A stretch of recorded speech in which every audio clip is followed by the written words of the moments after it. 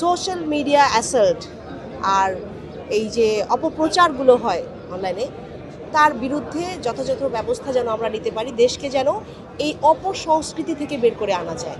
অধিকার আদায়ের জন্য রাব্বুল আলামিনের কাছে কৃতজ্ঞতা, বাংলাদেশের জন্য কাজ করার সুযোগ হয়েছে এবং রাব্বুল আলামিনের কাছে শুকরিয়া জানাই যে আমাদের মতো যারা রাজপথে ছিল তাদেরকে এই সুযোগটা দেওয়া হয়েছে।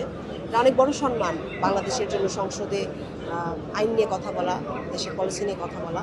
সেই জায়গা থেকে আমরা বলতে চাই, আমরা আন্তরিকভাবে ধন্যবাদ জানাই আমাদের মাননীয় প্রধানমন্ত্রী জনাব তারেক রহমানকে এবং আমাদের মহাসচিব জাতীয়তাবাদী দলের মির্জা ফখরুল ইসলাম আলমগীর স্যারকে। তাদের চিন্তায় যে ছিল, যারা রাজপথে আন্দোলনে ছিল, যারা বিগত ফ্যাসিস্টের স্বৈরাচারের সময় চরম মানবাধিকার লঙ্ঘনের শিকার ছিল, গুম হয়ে যাওয়া যে পরিবাররা, যারা বিচার বিব্রত হত্যার শিকার যে পরিবাররা, সেই চরম মানবাধিকার লঙ্ঘনগুলোর ন্যায় বিচার নিশ্চিত করার লক্ষ্যে ইনশাল্লাহ এই সরকার কাজ করে যাবে এবং তারই অংশ হিসেবে ইনশাল্লাহ আমরা কাজ করব।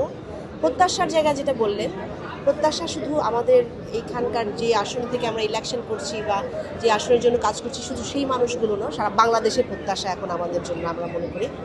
এবং সারা বাংলাদেশের মানুষদের, বিশেষ করে নারীদেরকে নিরাপত্তা নিশ্চিত করা।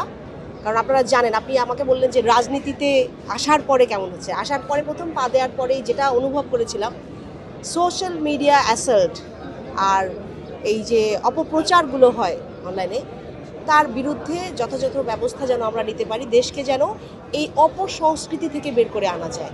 কারণ আমরা চাই না আর কোনো মেয়েদেরকে এরকম সোশ্যাল মিডিয়া অ্যাসাল্ট হতে হোক।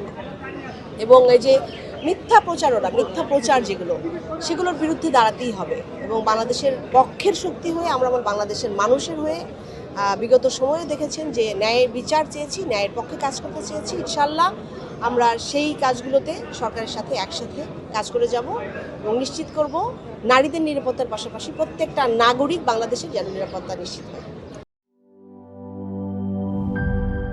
ইউরোপ, এশিয়া, আমেরিকা যেখানে যাই, বিশ্বের 145টি দেশে আজ ফ্রুটো পাই।